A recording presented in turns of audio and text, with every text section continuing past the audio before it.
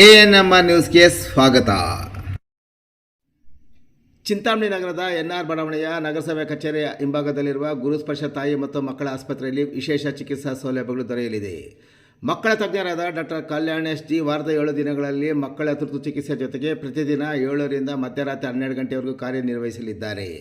ನವಜಾತ ಶಿಶು ಆರೈಕೆ, ರೋಗ ನಿರೋಧಕ ಲಸಿಕೆಗಳು, ಒಳರೋಗಿ ಮತ್ತು ಹೊರರೋಗಿ ಸೇವೆಗಳ ಜೊತೆಗೆ ಫೋಟೋಥೆರಪಿ ಮತ್ತು ನೆಬುಲೈಸೇಷನ್ ಸೇವೆಗಳು ಇವರಿಂದ ದೊರೆಯಲಿದೆ.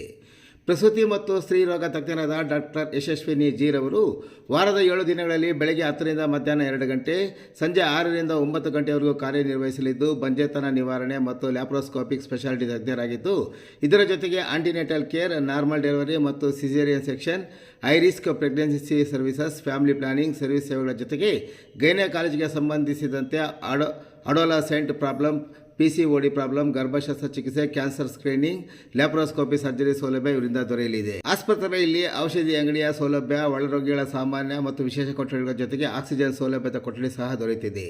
ಹೆಚ್ಚಿನ ವಿವರಗಳಿಗೆ ಮೊಬೈಲ್ ಸಂಖ್ಯೆ 7676985401ಕ್ಕೆ ಸಂಪರ್ಕಿಸುವುದು.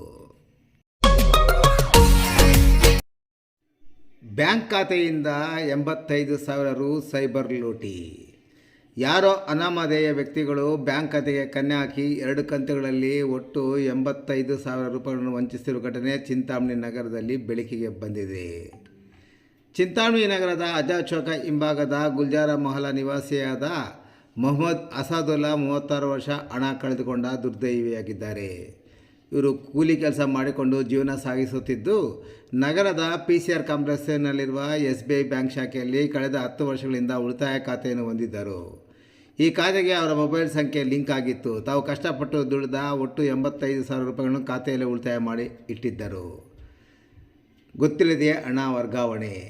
ಕಳೆದ ಮೇ 28ರಂದು ಯಾರೋ ಅನಾಮಧೇಯ ವ್ಯಕ್ತಿಗಳು ಮೊಹಮ್ಮದ್ ಅಸಾದುಲ್ಲಾ ಅವರಿಗೆ ತಿಳಿಯದಂತೆ ಅವರ ಖಾತೆಯಿಂದ 2 ಬಾರಿ UPI IDಗಳ ಮೂಲಕ ಒಟ್ಟು 85,000 ರು ಹಣವನ್ನು ಬೇರೆ ಖಾತೆಗೆ ವರ್ಗಾವಣೆ ಮಾಡಿಕೊಂಡಿದ್ದಾರೆ. ಖಾತೆಯಿಂದ ಹಣ ಕಡಿತವಾಗಿರುವುದು ತಡವಾಗಿ ಬೆಳಕಿಗೆ ಬಂದ ತಕ್ಷಣ ಸಂತ್ರಸ್ತರು ಸೈಬರ್ ಸಹಾಯವಾಣಿ ಸಂಖ್ಯೆ 1930ಗೆ ಕರೆ ಮಾಡಿ ದೂರು ದಾಖಲಿಸಿದ್ದಾರೆ. ಇದೀಗ ಜೂನ್ 20ರಂದು ಚಿಂತಾಮಣಿ ನಗರ ಪೊಲೀಸ್ ಠಾಣೆಗೆ ಖುದ್ದಾಗಿ ಹಾಜರಾಗಿ ತಮ್ಮ ಖಾತೆಯಿಂದ ಅಕ್ರಮವಾಗಿ ಹಣ ಡ್ರಾ ಮಾಡಿರುವ ಸೈಬರ್ ಖದೀಮರನ್ನು ಪತ್ತೆ ಹಚ್ಚಿ ಕಾನೂನು ಕ್ರಮ ಜರುಗಿಸಬೇಕೆಂದು ಲಿಖಿತ ದೂರು ನೀಡಿದ್ದಾರೆ. ಪೊಲೀಸರು ಪ್ರಕರಣ ದಾಖಲಿಸಿಕೊಂಡು ಮುಂದಿನ ತನಿಖೆ ಕೈಗೊಂಡಿದ್ದಾರೆ.